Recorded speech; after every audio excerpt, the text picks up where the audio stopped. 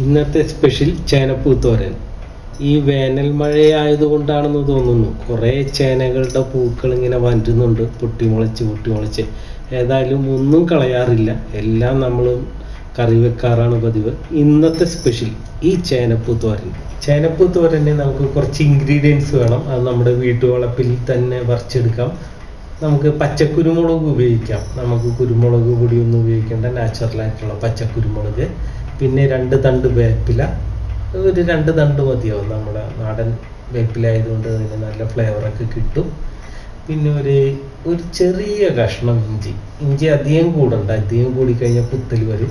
ചെറിയ കഷ്ണം ഇഞ്ചി, ഒരു 5 കാന്താരി മുളക്, 5 ഉള്ളിയും, അരമുറി തേങ്ങയും, 2 സ്പൂൺ വെളിച്ചെണ്ണയും, ഒരു 1/4 ടീസ്പൂൺ മഞ്ഞൾപ്പൊടിയും ഉണ്ടെങ്കിൽ നമ്മുടെ ഇൻഗ്രീഡിയൻസ് ഒക്കെ റെഡിയായി കഴിഞ്ഞു.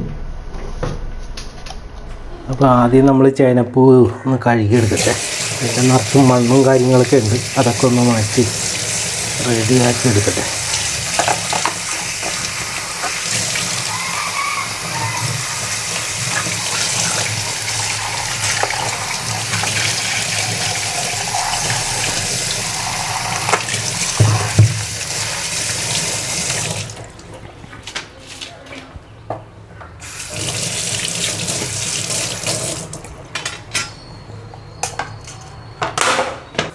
ഇതിനൊന്ന് കട്ട് ചെയ്തെടുക്കണം, ചെറുതായി കട്ട് ചെയ്യണം.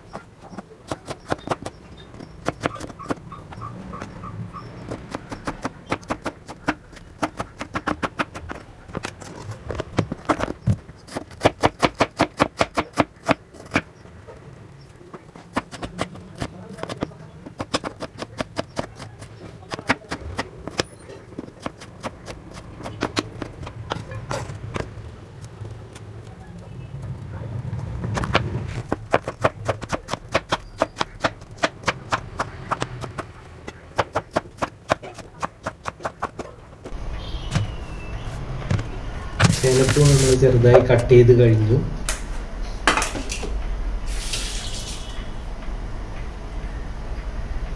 കുരുമുളക് നമുക്കൊന്ന് അരച്ചെടുക്കണം.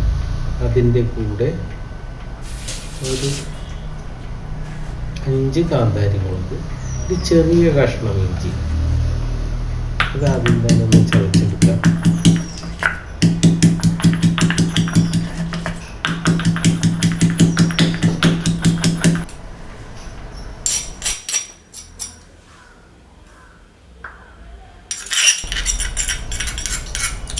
ചേനപ്പൂ വേകാനായിട്ട് ഒരല്പം വെള്ളം വേണം. അപ്പോൾ നമുക്ക് ഈ ഇടികല്ല് അങ്ങോട്ട് കഴുകി ഒഴിച്ച് കഴിഞ്ഞാൽ ഒരു 2 സ്പൂൺ വെള്ളം മതിയാവും ഒരു ചേനപ്പൂ. ഒരല്പം ഉപ്പ്, ഒരു 1/2 ടീസ്പൂൺ ഉപ്പ് വേണ്ടി വരും.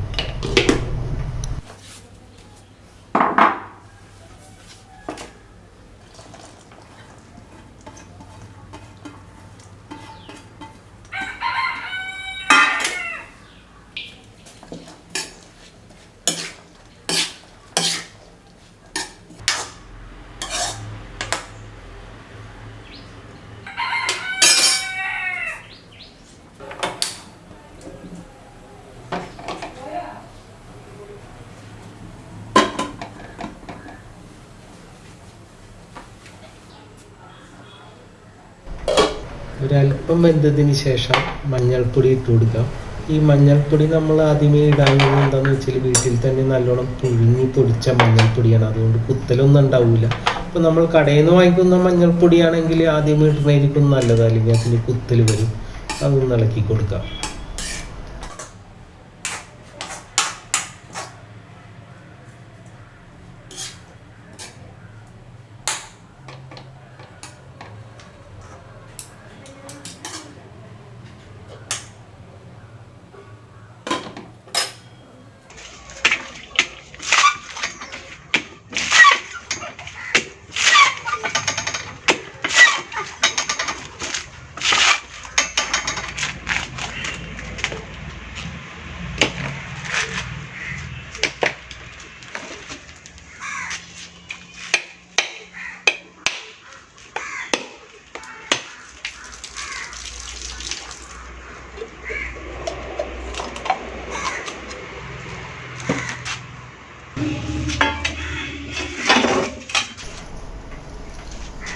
ഈ ചിലവ് എൻ്റെ വീട്ടിൽ മാത്രമേ കാണൂ, കാര്യം ഞാനാണ് ഇത് ഉണ്ടാക്കിയത്.